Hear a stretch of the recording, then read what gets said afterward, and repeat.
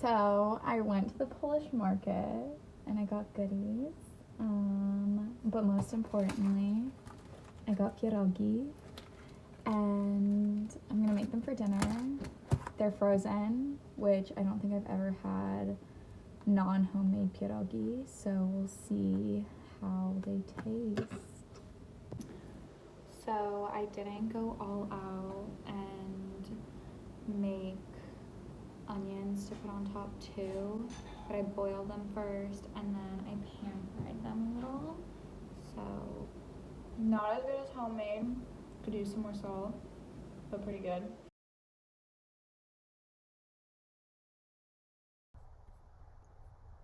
A pierogi is a crescent-shaped stuffed dumpling that is boiled.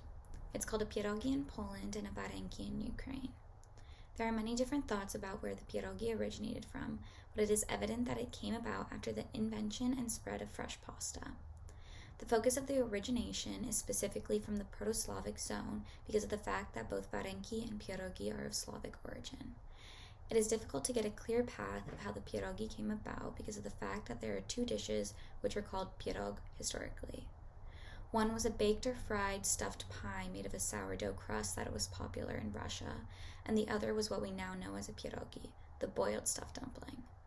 The varenki and pierogi were most likely a unique innovation of something that entered the Eastern Slavic territory under the influence of Turkic nomads. By the 19th century, the pierogi for Poles was equivalent of what pasta was for Italians. The pierogi was viewed as a dish that would bring good fortune due to the fact that it mimicked pregnancy, and since it was viewed as bringing good luck, it was consumed commonly during celebrations and religious holidays like Christmas. There were endless options for what to stuff the pierogis with, ranging from sweet to savory. The different stuffings indicated that these used to be used to encapsulate whatever remained at home. One common stuffing included potatoes and cheese and is still widely consumed today. The potato entered Poland when King John Sobieski III brought potatoes back to Poland after a trip to Vienna and was growing them just in his personal gardens. They quickly became popular in the 18th century and originally were used as a means to alleviate famine. The type of cheese that is used in these pierogis is unique to Poland.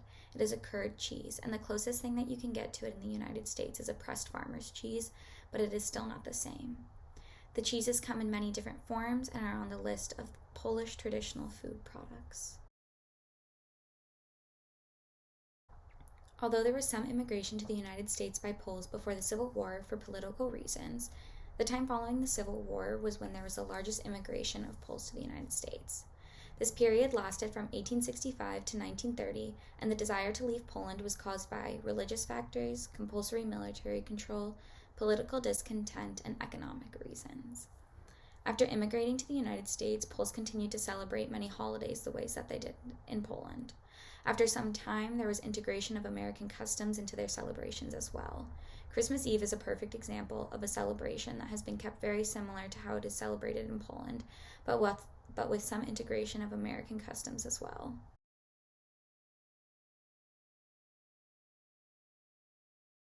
So, oh yeah. For Christmas, definitely, because my grandma always worked. She was a hairstylist, so for her, Christmas Eve was one of the busiest days of the year because every woman wanted to look good for a Christmas Eve dinner. So she was always prepping everything ahead of time, and then after work on Christmas Eve, she would come home.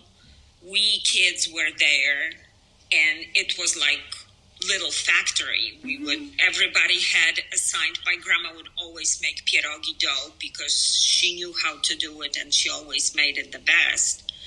And then we would be like little manufacturing. Every single person had something to do. Cut the dough into circles, put the stuffing on, and then seal them and make little ribbon around. So so this would always come all together very quickly. Yeah.